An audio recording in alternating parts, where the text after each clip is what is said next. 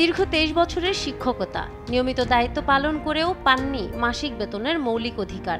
বছরের পর বছর অপেক্ষা আর আবেদন করেও এমপিওর স্বীকৃতি মেলেনি এক সহকারী শিক্ষকের। সংকটে পড়া সংসার টিকিয়ে রাখতে বাধ্য হয়ে এখন বিক্রি করছেন গোখাদ্য। ঘটনাটি দিনাজপুরের বিরামপুর উপজেলার দুর্গাপুর উচ্চ বিদ্যালয়ের। 1993 সালে বিদ্যালয় প্রতিষ্ঠার পর কেরানি হিসেবে যোগ দেন আব্দুল হামিদ। পরে উন্মুক্ত বিশ্ববিদ্যালয় থেকে বিএ-জিএড সম্পন্ন করে 2002 সালে কৃষি বিষয়ের সহকারী শিক্ষক হিসেবে দায়িত্ব নেন তিনি। সে কৃষি ডিপ্লোমা করে কৃষি শিক্ষক হিসেবে নিয়োগপ্রাপ্ত হয়েছিলেন প্রায় আজ থেকে 25-26 বছর আগে।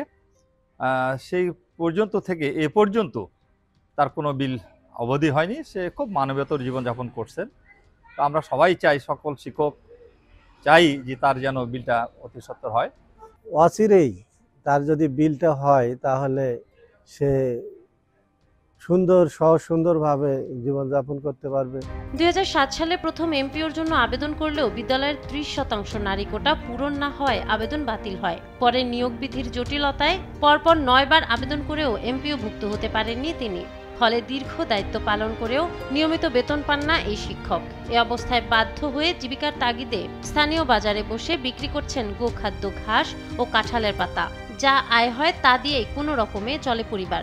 একটা যে শিক্ষক হচ্ছে বেতন না পাওয়ার যে কষ্টটা, মানবতার জীবন যিনি করতেছেন, আমরা দ্রুত চেষ্টা করব যে আপনারা সবাই আছেন যারা, উনি যেন বেডটা যেন পায়, অতি শীঘ্র পায়। এটা মানসিক অধিদপ্তর যারা কর্মকর্তার কাছে আছেন বিষয়টা একটু দেখভাল করে। উপজেলা মাধ্যমিক শিক্ষা অফিস বলছে তার প্রয়োজনীয় সব কাগজপত্র ইতোমধ্যে সংশ্লিষ্ট দপ্তরে পাঠানো হয়েছে। আমার সরকারি কাছে চাওয়া, আমার যতদূর সম্ভব আমার দ্রুত, আমারও সময় প্রায় শেষের দিকে, সময় নেই আর 2 বছর মতো টাইম আছে।